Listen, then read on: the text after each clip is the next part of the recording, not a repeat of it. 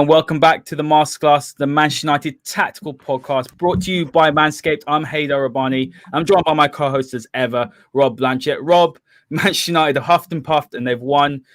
We're top of the league, but that was not necessarily the performance we wanted to see. I thought definitely at the end, our game management was poor. We were hanging on. And although the victory is brilliant, we've got a lot to dissect today. So, Rob, welcome back. What did you make of tonight's performance? Well, sometimes it's better to be lucky than good, because one thing Manchester United were not today was good. So many things wrong in the performance from minute one. Obviously, conceding a really bad goal, which you could kind of look at three of the back four and put them all at blame for a little bit of it. And they're just looking at the whole energy of the team and the intensity and the glum faces at times and trying to stitch together an 11 that just looked like strangers at times, but had enough quality on the day just to get over the line, because that's all United did. I think there was a few things as well with the manager. I think he made his substitutions way too late. I think we could have made changes earlier. And even though we got to a point of totality where Paul Pogba gets the ball on the edge of the box and just goes, I'm just having this. I'm going to just put my name all over it and I'm going to go and win the game. Without Pogba today, you do not win this football match. I think today it showed really the fallacy in Manchester United that's still there. And we're going to break it all down for you today. Absolutely, Rob. Before we talk about the lineup, there is a comment here from G Fox saying, back to the summit, grinding out wins when we don't play well is something we've needed for years now. And I'm glad we finally have that quality. That is a positive, isn't it, Rob? That of course. When you see United in the past would have lost that game. As soon as you go 1-0 down last season before, I would not have had confidence for us coming back. But there's a lot of grit in this team. There's a lot of, I would say, there is heart, there is a backbone in this side, and that should be commended as well, right? You know, it is a positive that United played this badly and still managed to secure a victory. But then the flip side is that we cannot carry on playing like that and expect to win games. So, I mean, what's your thoughts on that sort of comment, that grinding out these sort of victories are what champions do? You play ugly and win, and actually that's something United haven't done for nearly 7 years. Absolutely. There's that's spot on, and you need that grit and grind. And you saw right at the end of the game there that kind of Ole came onto the pitch, big smile on his face, and he'd have felt justified that with the changes that he made. And I think that's also part of the reason why the performance wasn't particularly good, was that there was some real key positional changes with players coming in and obviously some sitting out. Yeah, it's a positive, but it's a big but. If you want to win the title, if you want to get in the top four even, you have got to be better than that at Fulham. Now, Fulham have been really good recently. I tweeted before that they kind of only had one defeat in 7. They're drawn with Liverpool. They're drawn with Spurs. And you can see why. You know, they've got some grit. They've got some defense going on there now. It seems to be a much more balanced unit. But Manchester United made them look good at times. And that is horrifying. You know, I don't like to go over the top about stuff, never get too high, never get too low. But I think on this one, we're justifiably upset with some of the performances out there. But I think the man of the moment for me is Paul Pogba, played in the double pivot. Kind of wasted in the double pivot, I think, today. I think, you know, I'd have made that switch much earlier. I'd have had Paul Pogba further up on the pitch on the left-hand side for Anthony Martial, who might as well have been on holiday today. And I think when you have Pogba in that position on the edge of the box, he becomes a better player, a more creative player. He can play the pivot. He played it today. He did the job. He did what he had to do. But you can totally see why Fred's partner generally is Scott McTominay, because you just need some energy in there in front of the defence just to give you a bit of an insurance policy against anyone, even if you're playing Fulham. And it was too easy. You know, the way they were kind of carving through us, the first goal was horrific. Back to front, through the middle, Maguire out position, Bailly absolutely in Wonderland again, not knowing what he was doing, looking like he was a year ago. And then obviously Aaron Wan-Bissaka looking like he did a month ago, where he's completely switched off.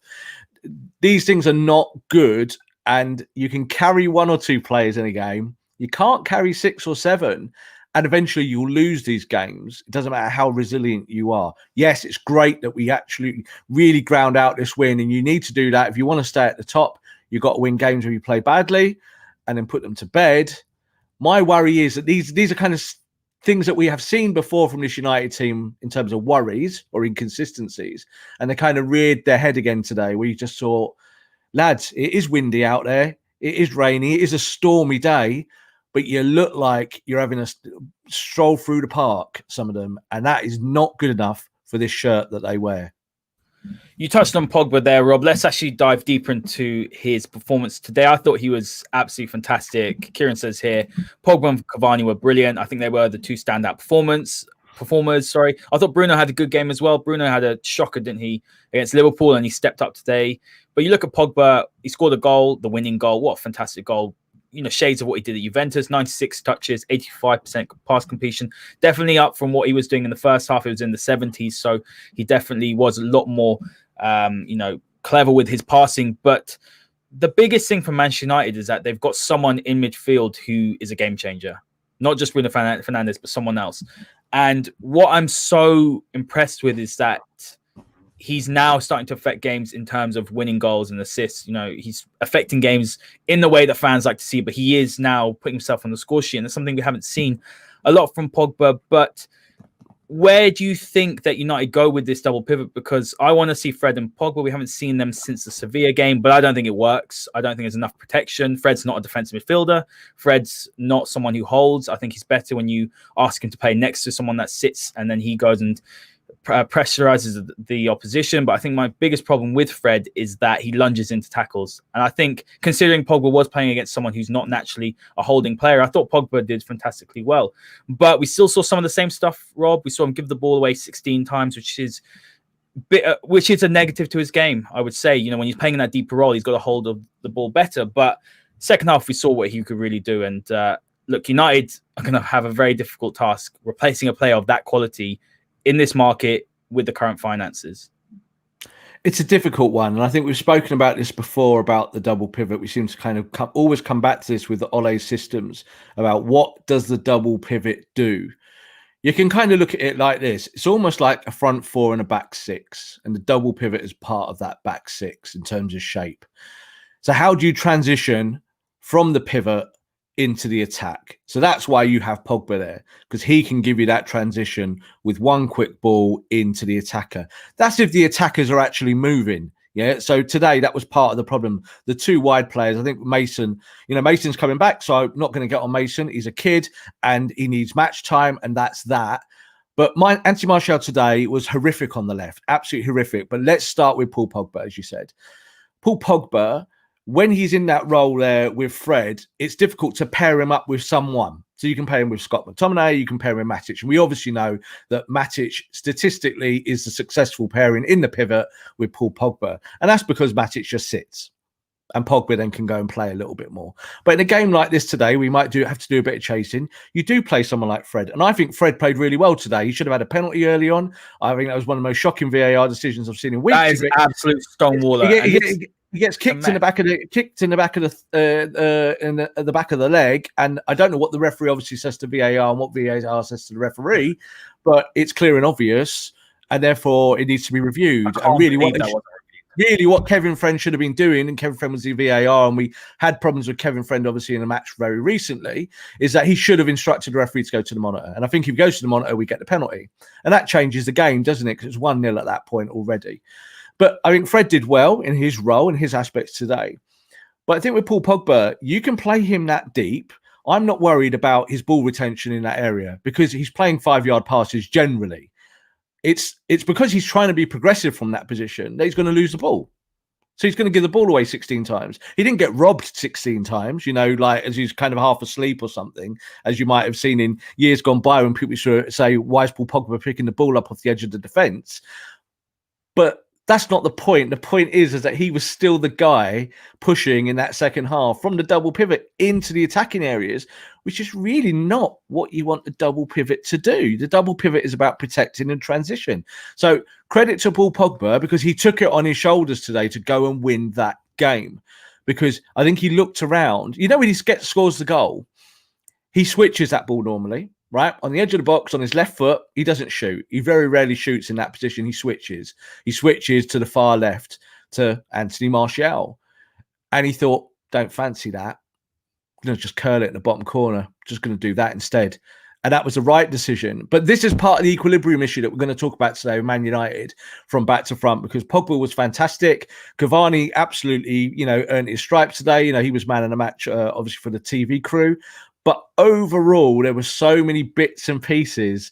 It was like a jigsaw puzzle with several pieces missing, and you could see the whole so clearly. And it came from the earliest moments, obviously, when we conceded the goal, where the back four just looked like they were on holiday. Like, I thought Luke Shaw played well again today. He looked energetic. He was trying to get up the side, get up the wing, but he couldn't gel with Martial because Martial just wasn't doing it. Martial just wasn't making the runs, wasn't going through the channel, wasn't spreading the play with him, wasn't doing 1-2s with him. And every time that Luke Shaw did do something, Martial would be like, "Oh, I played the ball there for you, mate. Why are you not running on?" And then Luke Shaw would do the same, and he wouldn't run it. It'd be like, the chemistry is off there. That left-hand side was not working. Rob, I'm going to read out a comment here from Masoko because he's saying, "I'm absolutely delighted for Haider. Biggest Pogba fan I know. Rob is as well. Stuck up for Pogba time and time again. Happy we're eating the fruit." Now, Not fans of any of them. Not fans of any of them. I'm fans of Manchester United. I'm a fan of Man United. I want them all to do well. I don't care that it was Paul Pogba that scored today. I'd be happy if it was Fred. But the point is, it's the other bits, the moving pieces, I think we're going to talk about. Yeah, there's a good question here from Barry. Guys, thank you. Keep on getting your comments in. We want to hear everything. If you're happy, if you're not happy, that's fine as well. Just let us know what you think. We want to hear everyone's opinion. Barry's saying here, why don't we seem to be good at controlling a game and seeing it out with endurance by managing just to go over the line? And I think that goes back, Rob, to the point you say about the missing pieces. Manchester United do not have a player in that midfield who can control the tempo of the game, who can take this thing out of it the way Carrick used to, Scholes later on. I feel like there's also a little bit of smartness in game management. The amount of times we went up and we weren't playing in the corner, we're putting crosses in. It just doesn't make sense. And it's these things like this. I don't know whether it's like lack of experience. We've got a young squad, or maybe there's just not enough winners in there. But I think the main problem is we don't control the game. And as we said, you mentioned earlier, like the right-hand side is almost non-existent. Today, the left-hand side was very poor. So many areas of the team are disjointed. And that happens when you change key positions. But you can see why Oli does go for McFred, because it offers him that solidity. And when you're playing 4-2-3-1, like you said, the four attackers, the two who are sitting have to sit, essentially. And I think that maybe fans are expecting it to just click, and I just don't think we have the personnel. And in key areas, we don't have those partnerships for us to be able to dominate games, which is a little bit of a concern. I think maybe 2.5 years, 3 years down the line, but until better players come in that midfield, Rob, I think United will still struggle to do that. You're absolutely right on that premise, in the sense that the only way you get better is to bring in better players. That's the truth. So you can have players that do stuff, and whatever their ceiling is or whatever their limits are, you can push them to their limits. And sometimes you can get guys to overperform and do well for a long period of time. And that's a great thing, because that's one of the manager's true arts. If they can get poor players becoming good players, you actually get them through the tactical know-how and nous. I think when you look at Manchester United today, at the end of the game, you're totally right. Game management's poor. They've got to put the ball on the deck. They've got to keep it. And as I've said again, countless times, go and play boring football. It's 10 minutes to go. See the game out. Don't start, going to the corners and start swinging the ball in and telling Cavani to make runs and stuff like that. It's stupid. It's stupid football. So it's naive. Marcus comes in, gets the ball. I'm thinking, go and run in the corner flag, Marcus. And he's just kind of like, as a go and swings it. You think, what are you doing? That's just stupid. You're trying to win a game when you don't need to win. You're 2-1 up with minutes to go. So there is game management, but I think that there's still a lot of guys who are just very tactically naive. So you could look at it two ways. Is that the coaching, or is that the player? So I'm going to highlight some players today, and we're going to do that from back to front, because I think it's really important that we look at this and look at it in a more focused way, because you have to almost look at it individually. So Eric Bailly. So Eric Bailly, everyone went crazy that he didn't play against Liverpool. And we said the reason why he didn't play against Liverpool is because you're playing a low block and you need someone just to put the foot on the ball sometimes and just to play simple stuff and to not feel committed into the space or leave too much room behind, or maybe don't track correctly. Yeah. As a physical entity, Eric Bailly is great. If you want him going one-on-one with someone, with a striker who's going to run in behind you, Jamie Vardy, like we said before, fantastic. Today, he got exposed. And you could see why he didn't play against Liverpool. And that might be because he's played a big run of games now. Maybe he's feeling a bit tired, a bit jaded. Maybe there are injuries still in there somewhere in the system for him that he's dealing with, because he is that kind of player.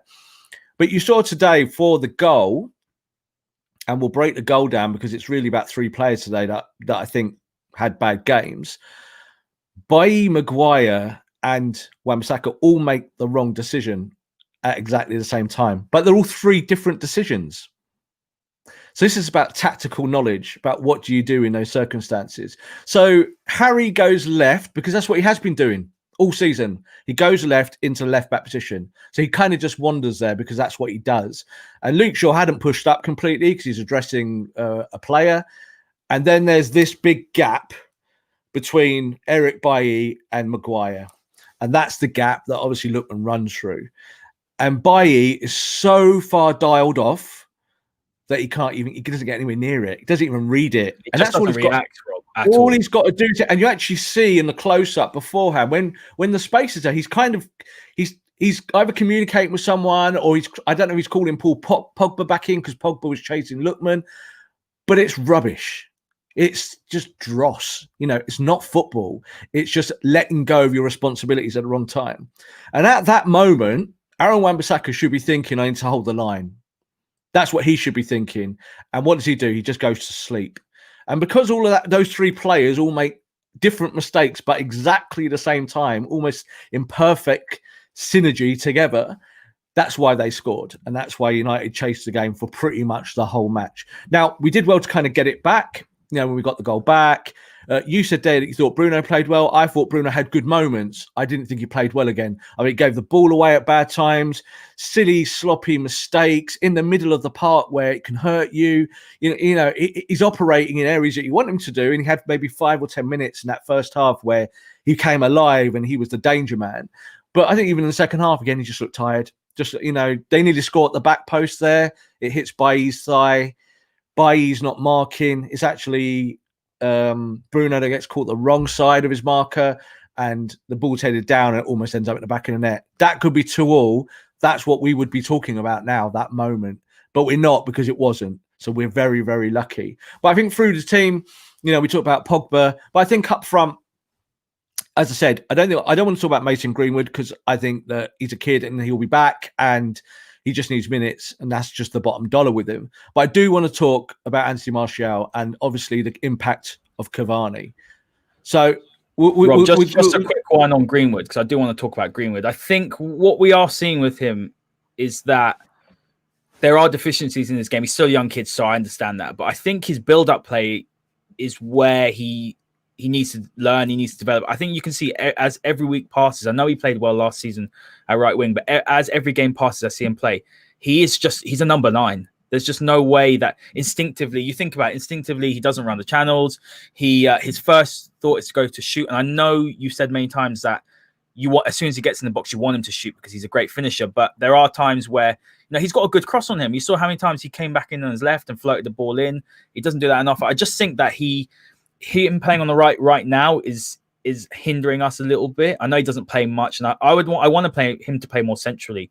That's where I want him to play. And I just think that those deficiencies in his game, he's comfortable scoring, creating, sort of in and around the box. But when it's build-up play, would you drop Cavani tonight to play him as number 9? No. I'm not saying I drop Cavani, but I'm saying that if Ollie's going to play Greenwood, I think he should be playing him at number 9 and getting him to play there a little bit more than just sticking him out on the right. Because I don't know about you, but myself personally, I looked at him today and I didn't blame him at all. I just thought this is a kid who's obviously low on form and he's got to play his way into it. But for me, he's a number 9, and you can see that from a mile away. Yeah, but I think you're working on a preconceived idea. Yeah, we all know that he's going to be a number 9. He hasn't played number 9 for about 3 years. He hasn't. So, yeah, it's great saying that, he's a great deadly finisher. We know he is. We know exactly what he can do. But if you need him to get minutes, you need to play him in a position that he's played for 2 years or pretty much the whole of last season. Again, I said in one of our other podcasts that the pairing that's played the most in the last, say, 12 months has been on that right-hand side has been Wan-Bissaka, who started every game, and Mason, who started every game last season on the right. So I don't look at that as the issue tonight. And I get what you're saying. Yeah, like we want to play him through the middle, but what are you going to do? Drop Cavani? You know, you can't. You're playing Cavani tonight. So that's the problem, Haider, is when, you know, we'll say about binary choices and fans maybe having those ideas about where they want players to play. I get it. We all want Mason to be a centre forward one day. He's had problems this year. We know that. He's been through a hell of a lot this year. He's had a bad time. He's been given a game today because Marcus needed a rest. No doubt about it. Marcus has been poor. So you give the guy who's played there last year for the whole season the minutes. So that's why I don't want to talk about him. So I get what you're saying, but I don't think that improves this performance. I don't think this improves Mason. I don't think this makes Manchester United better. Not today. And this is what these podcasts are about. It's a kind of daily grind of each game. And I think with Mason, you know, he came off. I would have taken him off earlier. You know, I'd have had Marcus on with 20 minutes to go. And we kind of got to the last 10 and I was a bit itchy and thinking, we need to make these changes. We're making mistakes. We look tired. We look all over the place. Yeah, at least you made the McTominay or Matic. And with you, I think Mason Greenwood is going to be a number 9. Mason Greenwood is not a number 9 today. Mason Greenwood is in our squad on the right-hand side of the pitch. We know he's not a winger. We know he's not Jadon Sancho. You know, we know that Diallo's to come in. We know that Palestri's to come in. We know that Rashford's played on the right most of the time. There will be rotation there. So that's not, for me, why he played poorly today. He played poorly because he's not played football. So United need to get football into his legs. And I tell you what, it's not going to be as the number 9. He's not going to play number 9 for the under-23s. He's not going to play number 9 for the first team. So let's calm on that, because it's like, it's not worth highlighting. But one guy I want to highlight is Anthony Martial. Let's talk about him, Rob. Right? Anthony Martial, right, is our primary number 9. He is the striker at the football club, and I've said this before. And the idea this year is that, yeah, he's a number 9, but does he score that goal that Cavani scores today? Does he give you the physical outlet that Cavani gave you today? The answer to those things is obviously no, but it's about form and function. So as I tweeted, I think just after half time, so I think we are at a place now where we actually say if Martial doesn't start as the number 9, and Martial doesn't start. And that's how it has to be. You have to be ruthless with this. Now, I can see today that out of that front line, as I say, we talked about the front 4, that the guy who really needs to rest was Marcus Rashford. And that's why he was pulled in the last match. And we've seen it, haven't we? For several games, he looks jaded, tired, whatever, running the country and all of this as Prime Minister. So you go and put him on the bench. But then if Martial plays on the left, he's got to play well. And he's also got to play with the kind of cohesion that you would expect a left-sided player to be. Unfortunately, you can tell he does not want to play on the left anymore. He is a striker. In his head, he thought, for a year I've trained to be a striker. I've done everything they've told me. I've learned to hold the ball up. I push my man back. I get physical. I go across the front post. I'm getting up for headers. He's doing all those things. But the issue is that then when you just drop him back into the left, you can't do it. And that's normal. That's normal for players. But I still want to see more from him. You know, if he's there, give me a shift. And he didn't put in a shift today. You know, I think he was very lucky to get pulled as late as he did. I might have pulled him at half time or even a little bit after.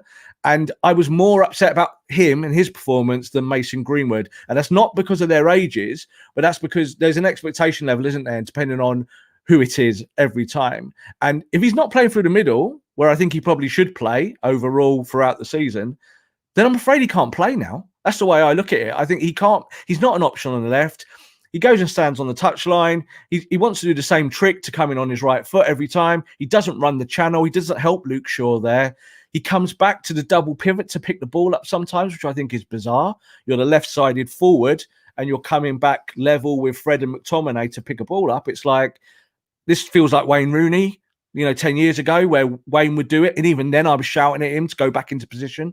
So there's so many things about Anthony Martial in this game that almost lost it, because where they nearly equalised before he went off, because he didn't press the ball on the left-hand side. They worked through him, and I think it was Loftus-Cheek who just burst through the middle and they got a shot off. And I thought that all came from the left side of attack because we weren't defending, and it was Anthony Martial. Well, let's delve deeper into Martial and let's step away from the tactics, but let's talk about the mentality, because I think that's important, Rob. So I'm not going to turn around and say he's got a bad attitude, because when this is my personal opinion on this. We saw when Sanchez came in and him and Rashford are competing, and he got shifted out of the team and his head dropped. We saw when Zlatan came in, took the shirt off him. I know we've disagreed on this. You think, obviously, young kids got the number 9, getting your shirt taken off him. For me, I think it's not that important. And I didn't like the way he'd reacted to that. So two instances where his head has dropped when competition has come in, or when he's been shifted out. Now, you're at Manchester United Football Club. Even if we are in a bit of a difficult spot, we're not the team that we were 7 years ago, 10 years ago. This is still Manchester United Football Club. There is going to be competition for your space. If you're not going to fight for it and play in every single position that you're asked to play in to the best of your ability with the same amount of effort and desire, then you need to go, Rob. It's not good enough. Wayne Rooney played. I saw a fantastic statistic. I can't remember where I saw it, but Wayne Rooney, the amount of games he actually played out of position to firstly facilitate Ronaldo, and then again for Robin van Persie in that final season or so, and Sir Alex. He paid for the team. I don't see that with Martial. There's no doubting Martial's a talented player. I don't think he's played as badly as his 2 goals is suggesting. I think he's been a little bit unlucky. But Rob, it's a bit of an indictment that if he's been shifted out to left so that Cavani can start, doesn't that show Ollie's faith in Martial? Doesn't that show to you that actually maybe Martial isn't the striker that Ole Gunnar Solskjaer wants? And then, if you, like you said, if you're not going to play him at number 9, and I agree with you today, he was absolutely terrible. He wasn't running the channel, like you said. He wasn't tracking back. He looked disinterested. He looked unhappy. He had a bit of, it seemed like his head wasn't in the game. Now, if you're not going to play him at number 9, sell him and go and get a number 9 that Ole actually wants. I'm only laughing because that is exactly what we said we weren't going to do on this show, Haider. We always said we're not going to do stuff like that. The thing is, it's not about selling him. It's about making him either a better player or finding the right pieces to do things. Now, yes, if you want to go and buy a player for that position or a striker for that position, then go and buy one and add to it. Don't just say, oh, well, I don't want us to sell him. You're not going to do it, sell him, get out. Because you say it to everyone. So we could say that today to Wan-Bissaka. I could say it to Bailly. I could say it to Maguire. I could say it to, like you were saying about Fred in the pivot, but I thought he played okay. You could say it about Martial. You could say it about Mason. But it's not an answer. None of them things are answers. They're just fan channel stuff. So, look, it's not about selling him. I think he's played okay through the middle. Like, as I said to you, I think that as a striker, that's where he wants to play. So you say to him, okay, you can play as a striker, but hey, you're not playing every week. I think that's normal. I think it's normal to play to most players, unless you're a world-class striker who's going to play every game, you're Lewandowski or someone like that, and no one else can play in your position, that's fine. We've all said, haven't we, that with Cavani, he's a bit older. We need to look after Cavani. We need him later in the season. So he's not going to start every game as the number 9, even though he does some lovely Cavani things. He chases, he harries, he makes that kind of run through the corridor. Lovely, great, fantastic. But he's an older player. He's been brought in to bolster the squad. I would be saying to Anthony Martial, if you don't get your finger out, then you will go and sit on the bench. That's the way to manage this. My point I don't want to make grand statements of let's get like all right, let's go and buy Haaland. Get rid of him, buy Haaland. We need someone on the right. Mason, get out of the team, we'll buy Sancho. It doesn't work like that. So it's not worth kind of addressing it in that way for me, in terms of how we're looking at it. I get the frustrations, but I think the frustration should be directed at the performance as opposed to the future. Because the future is always the next game. If you play him as number 9, he scores a hat-trick, we're sat here on this show going, oh, he's great as a 9, isn't he? Well, wow, what a great game. He's back where we want him to be. He looked off today. Is he carrying an injury? We know he was injured the other week. He played there against Liverpool on the left, and he played there well because he was really playing a defensive function against Liverpool, obviously shoring up that side. And today, really, it was, go and let your hair down, Anthony. Go and play some football. And he just didn't. So we don't know why that is. We don't know. His body language looked awful. He looked miserable, like you said, looked disinterested at times. And that's why I think he got pulled. But I'm not going to make a grand statement about, well, let's just sell him, because it doesn't work like that. We don't know why that is. It might be that he's got an injury. What I'm saying is tactically, and I think that's kind of where we got to stick with, tactically doesn't work for me as a left-sided forward. And I know that's where he's played before, but I think those days are gone. I don't think he gives you balance on the left. I don't think he gives you the aggression that you need. He wants to come in on his right. He can't go on the outside, really. He does the same thing over and over and over again. It's really easy to defend against. Tete, who marked him today, so easy for him. Get close, put him off, and make Martial go back to the halfway line for the ball. And you kind of think, now, We can come up with 1,000 reasons, Haider, why that is. But the reason we shouldn't really say, for me, is that just say, right, we'll get rid. Because I don't think it is that the answer. We are still top. We did win the game. But I would like these things to be solved. And I think for Ole, that's what he would be doing. He'd be going away from this going, can I play Anthony left anymore? Is this a problem now? Because I can't play Cavani every week through the centre. So I think we'll see Martial as your number 9. I still think so. He might not score the goals that Cavani does. But I still think that if he gets on a run or a roll, you might get 8 goals out of 10 games for him, and he starts scoring, and we feel good about it again. So calm on him. But I was really disappointed in him today. Well, I'll say that like a dad, as I would say to my kids. I was disappointed in him today. And if I was his manager, I would be saying, come over here. I need to have a word, because that wasn't what I want to see from you. And if you do that again, you won't play. And you're just straight like that. And I think that's what Ole does do. So I kind of have faith that that's how the system works at Manchester United. See, I'm gonna disagree with you. But my point on Martial is not just selling him if he doesn't want to play. But Rob, you've got a 50, 60 million pound asset on your bench. And if he's still I'm not going to say he's a top player, but he is still a very, very good player, still a very good talent. He wants to play regularly at number 9. Now, if he can't displace, I know he's going to play more regularly. Cavani cannot play week in, week out. But if he's not going to be able to displace someone like Cavani, and he wants to go and play regularly, and Ole doesn't fancy him, I'm just sort of playing devil's advocate. But my point is not to sell him, he's not good enough, and Wan-Bissaka's not good enough, sell him. Just say sell him. No, but hold on. Let me clarify my selling point, is that if he isn't happy, I'm saying to be on the bench, and he's not happy that if he's asked to play on the left, and he's not doing what he's going to do, and that's how he's going to play more games, then you should be like, right, well, we've got an asset here who you can still sell for a decent amount of money. Go and get a player who's going to fit better. That was my point. Not just, you play badly, you sell him. But if he's not going to be happy, he's not going to perform, and he's not going to be, comfortable on the left and try as hard on the left. So I don't think he tried as hard today. I thought he looked disinterested. Then United have got a big decision to make and think, right, if he's not going to do it, then we need to get someone else in that will. That was my point, rather than, because look, Wan-Bissaka. Okay, so Ole comes out tomorrow. Ole comes out the presser and says he's carrying an injury. So what would you say to that? It will obviously explain how he played today. Exactly. So that's the problem. So that's exactly my point, is that it would explain it. So there might be an explanation that we don't know about, because we don't know everything. We tried to say that we do, but we don't. So we don't know why performances happen sometimes. All you can do is assess what's in front of you. So there's no doubt he didn't play well enough on the left today. I'm with you 100%. But I don't think the answer is just to say, right, well, let's sell and buy, because that's just Football Manager. And I always say, it's like FIFA. I need someone to run a bit faster, so I'll sign someone who runs a bit faster. It doesn't really work like that. It's not professional sport.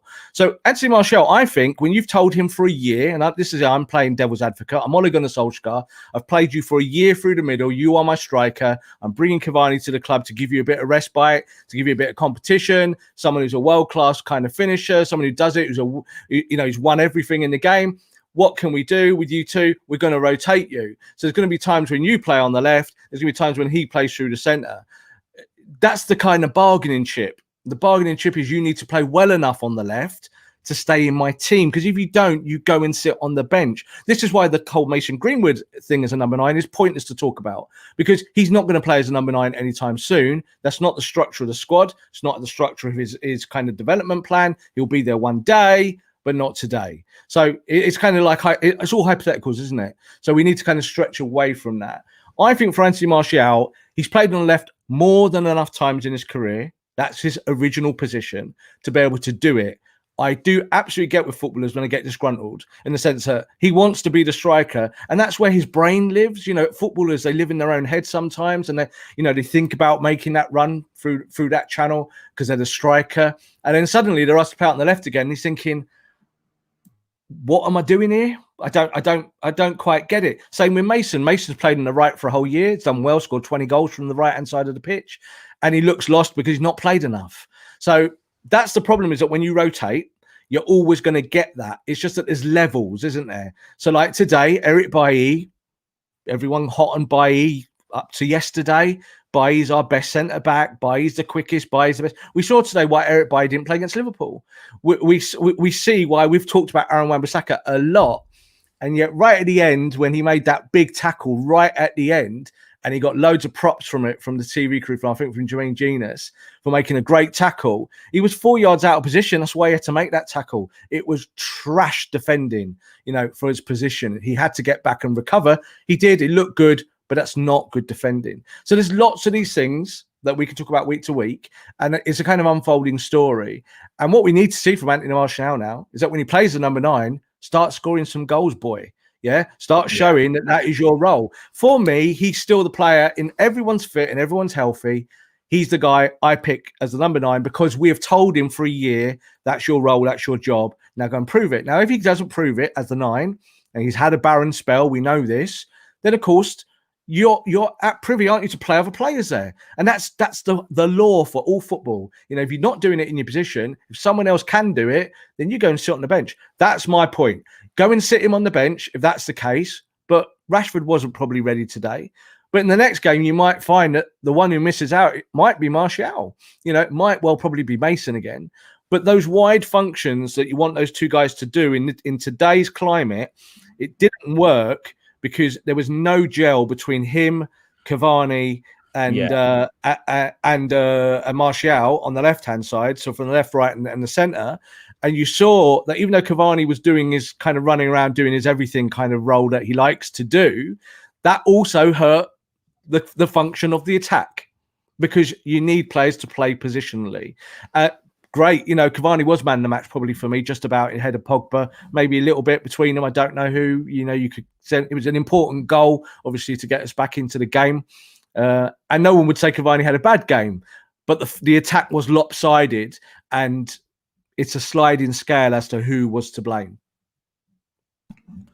Rob, Asoko's got a comment here, which is exactly where I sit on Martial. Look, he needs to start scoring. He will start scoring, and when he does, he's a streaky player. When he does, we'll all forget about it and we'll say Martial's great. Like at the end of last season, his record's fantastic. I mean, he looked like an absolute world beater. And look, I do understand, Rob, that it's going to take time, and he's been suspended, he's been injured. His season has been disrupted. But Soko hits the nail on the head for me, and it's exactly where I come from this Martial point. I'm not, forget about today.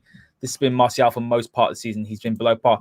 From what we expect from him, he's definitely not playing to the level that we know he can play at. And I think that's one of my main frustrations. But G Fox has got a good comment here, and it sort of segues into Cavani. We can touch them quickly. But Rashford, left wing, Martial, striker, Greenwood, right wing. That's your favourite front three. If they're all playing to their abilities, I would agree that would be my favourite front three as well. We saw last season they outscored Liverpool's front three. That has bags of quality, talent, pace. It's got it all. And it's still the best front three we've got. Yeah. I don't care whether they're playing or not. Whether they play together or not, it's still our best front three. Yeah. And as G Fox says here, when we played that front three in those positions, we've been the most dangerous. Absolutely. End of last season's the best football we played. Yeah. Probably for 7-8 years, I would say. Yeah. But when did we last play them like that? Cavani forced Martial left and Rashford right. That's a good point. But what I would also say, Rob, is they might be our best front three on paper, but you've got to play the players that are in form, and you've got to play the players who are deserving. It should be a meritocracy, not this player is obviously very talented, so he should start. And I think that's what a lot of fans were saying about Rashford in the last few weeks.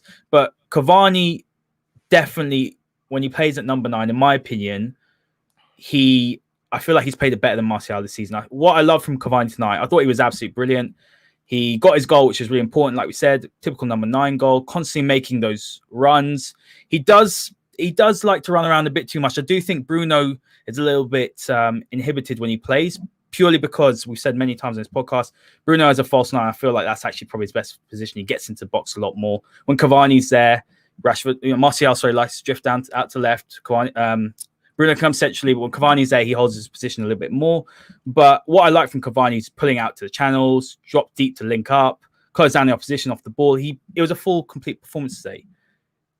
You can't really drop him when he's playing like that and Martial's not on form. So right now, as it stands, if you're doing a meritocracy and you're picking players on form, I know Cavani has got an injury record as well, but he starts for me if you're picking the team tomorrow. But on form, if we could pick our front three, it would be Martial, Rashford, and Greenwood. I still think if everyone's fit, your best front three is Martial, Rashford, and Mason. And that's just too bad on Cavani. Just too bad on him. I get what you're saying, because I get this with people. They have this classical image of what a number 9 is, yeah, and what a number 9 does. And it's great. His movement's fantastic. He runs, he doesn't stop. You see him running backwards, coming back to try and help the defenders. And you think, wow, isn't that great? I don't want my centre forward to do that. I don't want them to do that. I want my front three to play as a front three. I don't want them to be individuals, Haider. So it's great seeing an individual performance like that where it gets you hot and you think, yeah, we won that and we won that because of him. Great. But tell you what, over the course of a season, you'll lose more than you win because you're playing in a different mentality. We're better with a fluid front three that can attack together, that know each other, that have the chemistry. So when everyone is fit, for me, it's a no-brainer. And this is how I think managers do think. It's Martial through the middle because for a year I've trained him to do that job. Rashford is better on the left. We know this. And at the moment, I haven't got a Jadon Sancho, so I'm absolutely playing Mason when he's up to speed, and he's not up to speed.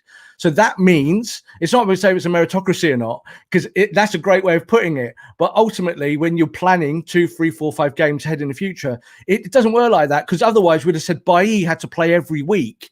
And we've now seen why he didn't play against Liverpool. Yeah, is that fair? Because this is the problem with football. So it doesn't always work like that because we don't see the training as well. What maybe he sees in the reports, the fitness reports, etc. And we know that Martial did have an injury. So I kind of give him a small pass, but not a particularly big one. But for me, the front three is set in stone. That's how I would play it this season until you can improve that front three. Cavani's your extra guy, your energy guy from the bench, and he's going to get you a load of goals. Yes, when you need to rotate, that's fine. Bring him into the team like tonight. I've got no issues with that. But the issue is that it skews the attack. So the front three look crap today. Yeah, the balance isn't there, is it? The balance wasn't there. So the balance is the responsibility of all three. Yeah. So when we talk about the back four, we can sometimes highlight one player there or 2 players. But the truth is, it's always all 4. It's always about that. We talk about double pivot. We can talk about one player we don't like in it. But the truth is, it's 2. So you said about partnerships and stuff. That front three, to me, when you're kind of looking at the 4-2-3-1, we know Bruno's going to float. We know Bruno, that's his role. The other 3 have to give you something solid and concrete and consistent. When you change the team around, and you have to rotate every now and then, you still need consistency in those positions. We didn't get it today. And for me, that's when we look at our lowest in terms of our energy. Yeah, so when we rotate, and 3 guys are doing different roles, and like for even Paul Pogba, he's been playing further forward. Today he's in the pivot. Okay, I get why. We bring in Mason, he needs minutes. That's another change. We have Martial on the left. He played against Liverpool, but we know he wants to be a striker. You're playing Cavani through the middle. It paid dividends. He scored the goal, but it's not working. The team's not working, and I'm more bothered about the team. Yeah, sorry, more than 3 changes, then usually it could even just be 2 or 3 in key areas, and you see there is a lot of disjointed performances. Look, yeah, I think that actually it's a difficult one, but the biggest positive for me, Rob, is that United's front 3 has hardly even got going yet, and we're sitting top of the tree. So that's the biggest positive. So look, in the comments, guys, some of you agree, some of you disagree. This is not to bash players. We're just trying to critique it because while the result was fantastic, United showed great resolve and they showed great character, but the performance wasn't good. And you've got to break down why the performance wasn't good. Doesn't mean Martial's a bad player. Doesn't mean Cavani's now the best number 9 since sliced bread. It's not like that. But what's important is that we do also, when we play poorly, we do assess that as well, Rob. Yeah, and that's it in a nutshell, because when you have a bad team performance, I think today was a bad team performance, you can then break down the components and find out why that is. And sometimes, and this sounds really kind of backwards, you can have a player that's played really well in his role, but because he's played that way in a certain fashion, a la Cavani today, that skews that part of the pitch. Yeah, and I used to say this about Wayne Rooney all the time, right? And I'm going to bring him up because I think it is pertinent. It's great that Wayne would play out of position and do loads of different things. That's kind of what people remember him for. This energy, this bundle of joy, kind of being everywhere, tackling, defending, being the last man. You don't want that in your team all the time. You need balance. You need players playing the position, the role. You need them playing the opponent. And United didn't do a lot of that today. He didn't really play the opponent, and he didn't really play the positions together. So the front three looked disjointed. And as I said, it's a sliding scale. I think Cavani, there is some of it there. How do you join the play out with Cavani? Because I don't think Bruno joins the play out well with Cavani either. There's something missing there. So that's another matter, though. That's kind of much further down the sliding scale. It's not the biggest problem. But for me, that front three, when United tick and they're the best version that they can be, and that's what we want to see from Man United every week, that best front three is obvious. It's Rashford. It's Martial through the middle. And at the moment, it's Mason Greenwood from the right. Yeah, he's going to be number 9 in future, but it doesn't matter. It's about what it is today. Also, though, training, when you're rotating, that's why you've brought Cavani in, isn't it? That's why we've brought Cavani to give us some respite as the number 9, because you would be playing Mason there today. Mason might have a bad game, and because he has a bad game as a number 9, you lose the match because you've rotated.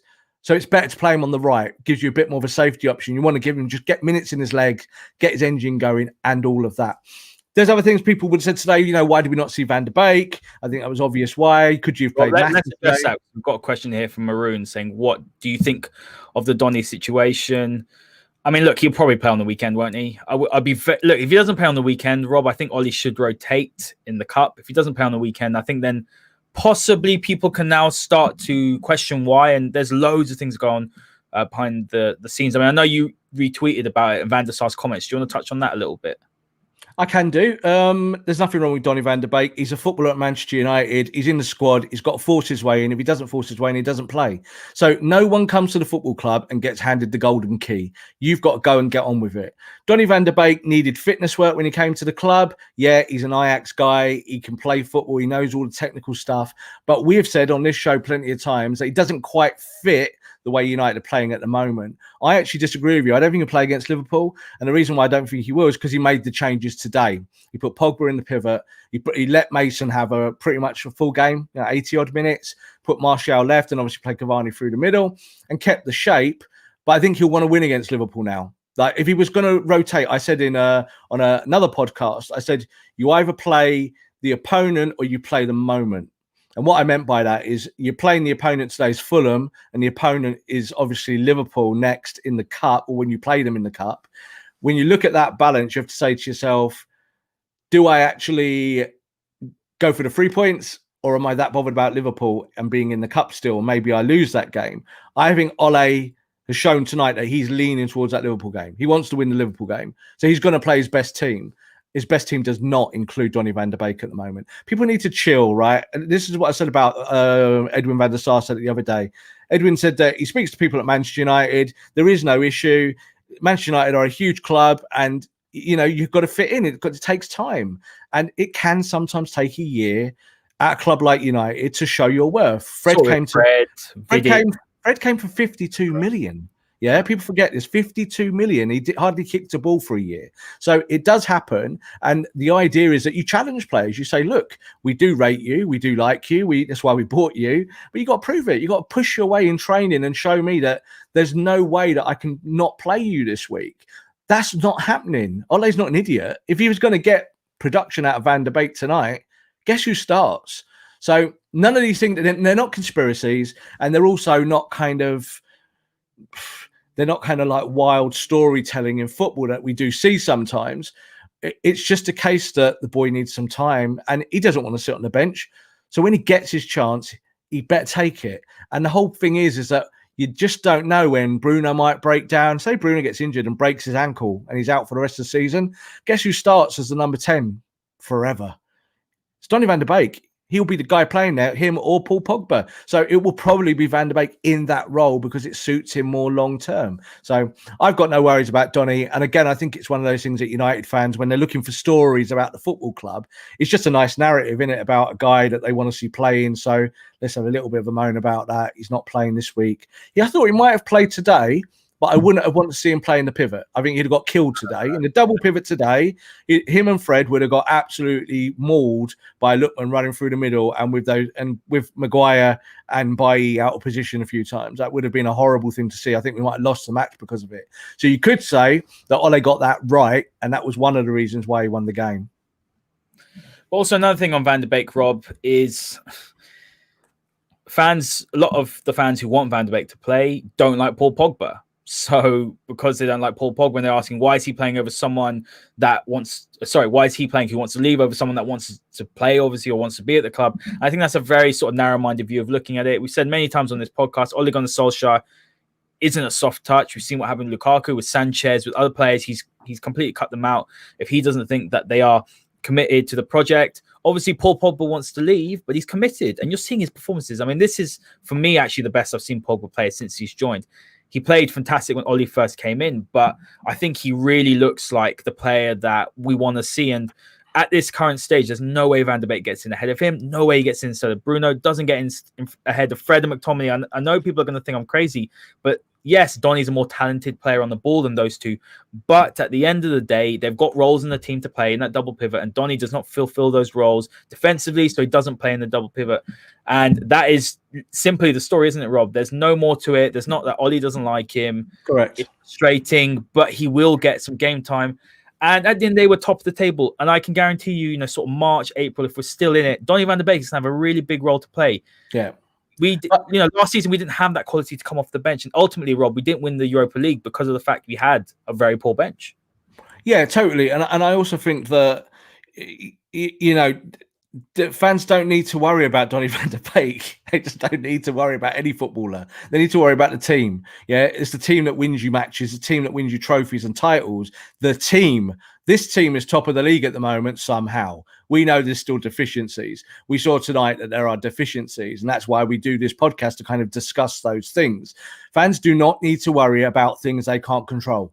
You can't control what's going on with Donny van de Beek, and I'm telling you what, the minute he shows it in training, the minute that Ole feels that that's the time to pull the trigger, bring him in and give him a run, he'll do that. It's interesting that tonight, the guy who was told to come back into the team was Mason Greenwood. Why is that? Because Mason Greenwood's still on that side of the pitch. If he comes on his left, he's still probably the best player we've got with that left foot to put the ball in the bottom corner. Now, funnily enough, today, where Paul Pogba struck that ball from, I'd have been more than happy for Mason to take that shot. Would I have been happy for Donny van de Beek? Not really. Fred? Absolutely not. Other midfielders? Scotty? Matic? No. But I would have been all right with Mason. And that's why I think Mason's being brought back in now steadily, and you'll see him play more minutes because he's still the threat. He's one of the guys who could go and get you 10 goals in 10 games. Donny van de Beek won't do that. That's not his function. But it's also about Donny just taking chances. We will get injuries as well. We're in a good moment at the moment. We haven't got injuries. It feels weird because we've had 7 years of injuries, almost every year an injury crisis. Touch wood. It's a touch wood there at the desk. And I agree with that sentiment. But you've just got to take your time and not worry about things that are out of your control. They're not in our control of footballers who are not being picked. There's no one I would say in our squad that I would say, well, it's really weird they're not playing. I think the players that play because they prove it generally. And I think Ole has his systems, and I think Ole has worked out over 2 years what works best for him and what doesn't. That's why he plays 4-2-3-1 as opposed to playing 4-3-3, which would be the kind of progressive utopia of what we'd love to see. I don't think we can play that at the moment. But I think when you look at the whole squad, there now might be someone like Diallo to come in on the right. That might be a thing. We might look at that and say, right, let's give him 10-minute cameos like Ronaldo once did. Yeah, and it's not surprising. I think from what they've said about him in training is that he's enjoyed training, that he's made a difference, which was a key thing to say for Ole, to say that Diallo's come in and already made a difference, quote unquote, in the training, because it means that he's showing something and it means that he'll get minutes. So I think that's kind of where we're going with this team. And we've somehow just got to keep Rashford and Bruno fresh, because ultimately they're the two players that are going to take us somewhere this year. And if they're not fresh and firing, Bruno had moments today. He was good. I still think overall he wasn't, not going to sing about his praises today. I think he had 1 or 2 shots where you were like, wow, that's the old Bruno. But he still looks tired to me. He still kind of is a bit like, you can see it in his face. 10 minutes ago, he's like, I've run myself in the ground for the umpteenth time. We got to keep those two players fit. That's really, really important. Absolutely, Rob. You look at both Rashford and Bruno. Between them, it's about 18 goals this season out of United's 36, I believe, which is crazy. And it's half of their goals, and the assists as well. It's nearly half as well. So they're absolutely key. And United do need to find a way. But other players are stepping up. Paul Pogba is setting up. Cavani stepping up. Yeah. It's only a matter of time before Martial and Greenwood do as well. Let's talk about the final word, Rob. And look, for me, positive that we won. United in years gone by with a loss this game. As soon as you go 1-0 down, and right when it matters, when you've got to win these sort of games to go back top of the table. How many times last season did we have a chance to go in the top four when Chelsea fluffed it and we fluffed it as well? Massive positive. And return to winning ways after Anfield. It builds the confidence slowly. Look, we're top of the table. Manchester City looking ominous. I'm not going to lie to you. They look like, as you said a couple of weeks ago, even last week, that they look to be favourites. But Manchester United are there at the top. Take each game as it comes, and you never know what's going to happen this season. City are going to win the title. I've said it since day one. I'm sticking with it because they've got the best team. You know, they've got the best everything in terms of their cohesion. Even their defense is good now, and they didn't have a good defense last year overall, but they've got it now. I think when you look at Manchester United, enjoy the moment. I agree with that. You know, we're top of the table, and it's really good. As I said, sometimes it's better to be lucky than good on a football pitch. I think United rode their luck today, even though Fulham weren't particularly, you know, electric in attack, but we still gave them way too much. So it's a good moment for the football club. Keep people fit, don't have injuries, keep winning matches. As I always say, bottom 10 teams, go and beat them all. Fulham are one of those teams. You need to beat them home and away. If you want to do anything in this league, you've got to beat them home and away and find a way. And I think Ole, as I said, he looked very smiley and happy at the end of the game because it was a tough match. It was a test. But it certainly didn't work. And that's why I feel a little bit more down on it today, because I look at that and I think, you know, it should work, but it didn't. But you got the result. And it is always the result that matters. The performance, bad performances happen, they come and go, and you can put them away as long as you win. So it's not a problem to have Anthony Martial on the left, like we were talking about there, if you win and he plays badly. It doesn't matter if you give Mason minutes and he doesn't work, and you don't play Donny van de Beek and any of this stuff if you win. Manchester United have found a way to win at the moment. That's a really positive thing. We can kind of hopefully stick with that now over the next month. I kind of feel we might have a dip soon. It just the smell test. It feels like it, doesn't it? Just kind of feels that players are kind of running out of form a little bit. And, you know, you look at kind of the trajectory of each player. And that back four today, I thought Luke Shaw played well. He made one really good clearance. I don't remember, he came across to cover Maguire and he flicked it with the back of his heel away, and it looks really easy, but it's not. You know, you have to be really precise to get that ball away, because otherwise it goes across the box. And but you look at other positions, I'm not massively happy if I'm Ole Gunnar Solskjaer. I'm happy that I got the win, but I'm taking them back to Carrington, and I'm probably being in several ears saying, right, we need to reset here. We need to be a little bit better. We need a little bit more quality, and we need to find a way to win these games easy. You need to win these games in the first 20 minutes, Haider. You don't win it in minute 80 or minute 75. You need to win them early, put these people away early, and then bring your subs on and run the match. And United are still a bit too naive to do that, whether that be the manager being naive or the players, but just that lack of quality of a ball player who maybe can just put it on the deck and just play around with it for fun. Pogba tried it at the end, and then you saw he was getting it, and he was going back to De Gea, and he was saying, give it back to me, and he was playing it inside and getting it again and holding it for 5 seconds. That's real football. That's actual elite level football. You keep the ball. And Manchester United, unfortunately, still are not very good at doing that. Yeah, and that's the next level, Rob. That is the next level of progression. That's what United should be looking to address in the summer. Guys, thank you so much for all your fantastic comments. It's been brilliant. Myself and Rob are very grateful for all the support and, you know, all the lovely words you guys tell us during the week. We couldn't do the show without you. That's what makes it so great. The engagement is fantastic. Manchester United are top of the table, and we have got some very big games coming up. This is a Masterclass, the Manchester United Tactical Podcast, and we will see you next time.